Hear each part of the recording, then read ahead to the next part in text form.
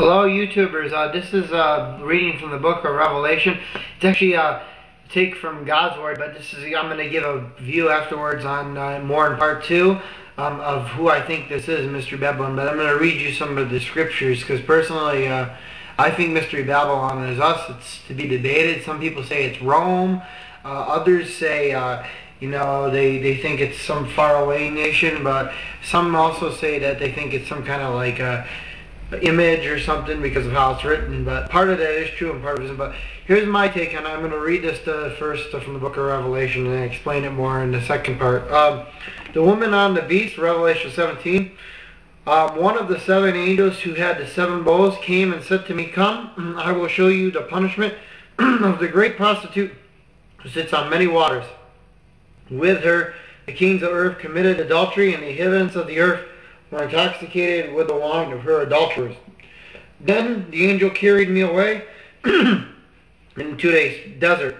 There I saw a woman sitting on a scarlet beast that was covered with blasphemous names and had 7 heads and 10 horns.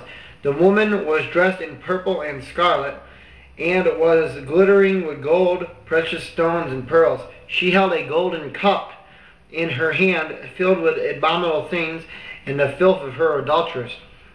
A title was written on her forehead: Mystery Babylon the Great, the mother of prostitutes and of the abominations of the earth.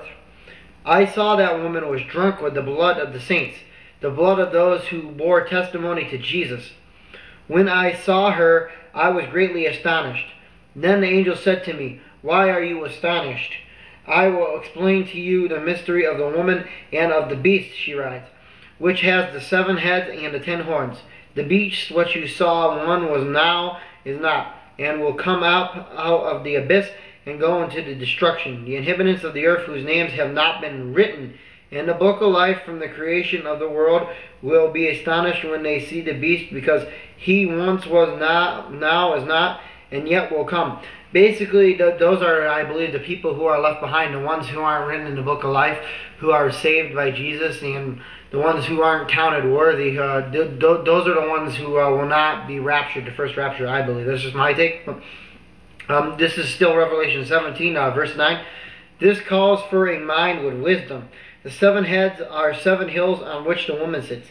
They are also 7 kings. 5 have fallen. One is the other has not yet come. But when he does come, he must remain for a little while. The beast who once was and now is not is an 8th king. He belongs to the 7th and is going to his destruction.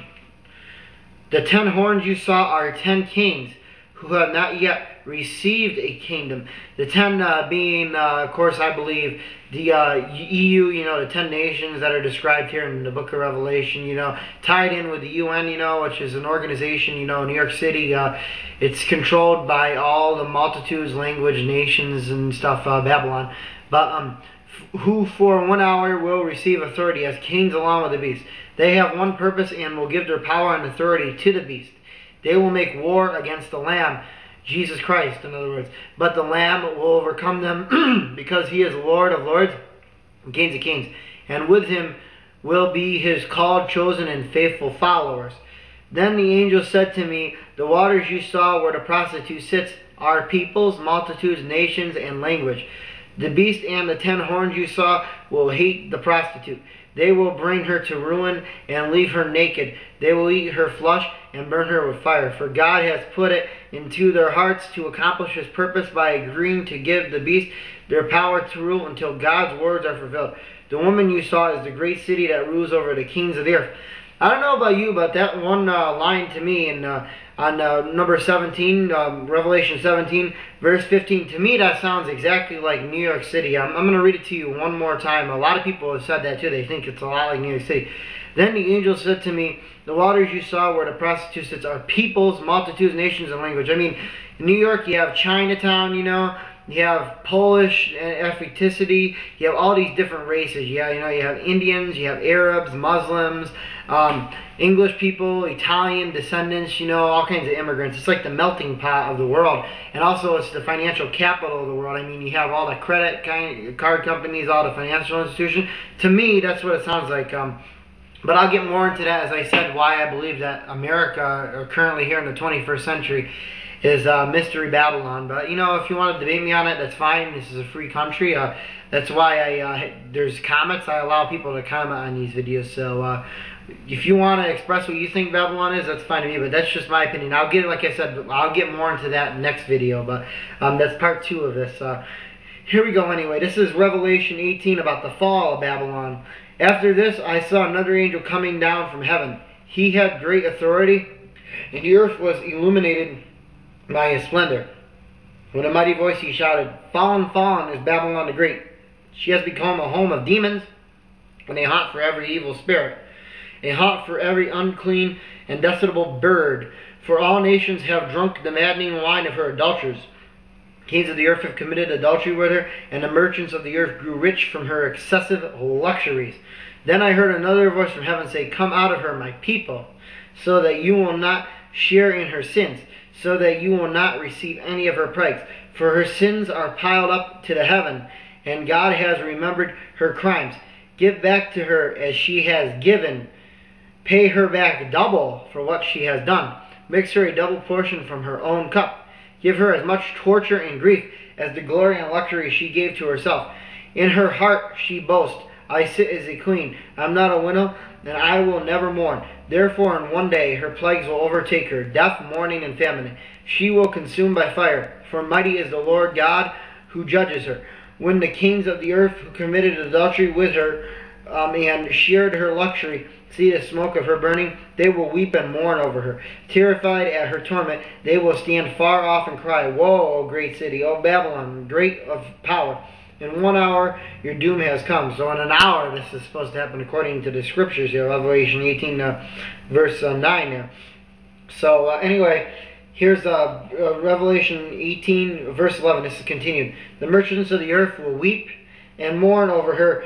No one buys their cargoes anymore, cargoes of gold, silver, precious stones, and pearls, fine linen, purple silk, and scarlet cloth, every sort of citron wood, and articles of every kind made of ivory, costly wood, bronze, iron, and marble, cargoes of cinnamon and spice, of incense, myrrh, and frankincense, of wine and olive oils, of fine flour and wheat, cattle and sheep, horses and carriages, and bodies and souls of men." So basically, like I said the other night, if you're left behind, because it says the gold here will mean nothing. I mean, if you're investing in gold now, I mean, if you don't believe in Jesus, I mean, he is the only way out of this, and it's the only way you're going to escape this, because even your gold isn't going to be able to save you, as I've just read there in Revelation 18 verse 12. So and the oil and all that stuff.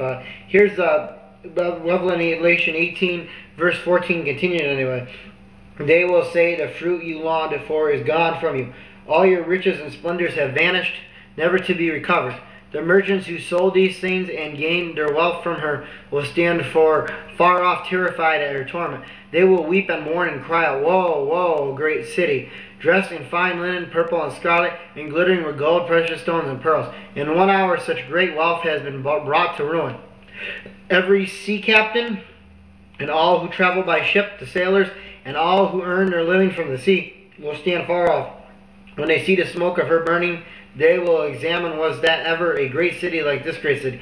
They will throw dust on their heads, and with weeping and mourning cry out, 'Woe, woe, O great city, where all who had ships on the sea became rich through her wealth. In 1 hour she has been brought to ruin.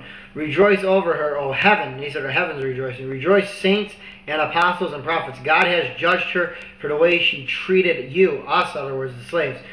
Then a mighty angel picked up a boulder the size of a large millstone and threw it into the sea and said with such a voice, "The great city of Babylon will be thrown down, never to be found again. The music of harpists and musicians, flute players and tromboners will never be heard in you again. No workman of any trade will ever be found in you again. The sound of a millstone will never be heard in you again. The light of a lamp will never shine in you again. The voice of bridegroom and bride will never be heard in you again. Your merchants were the world's great men. By your magic spell all the nations were led astray. In her was found the blood of prophets and of the saints, and of all who have been killed on the earth." This was Revelation 17 and 18. I hope you enjoyed this video. I gave some explanation to this, but I'm going to get more into detail in the next video and sum it up, what I believe this all means. So thank you, and have a good day. I'll have it on later because I have to work. So bye.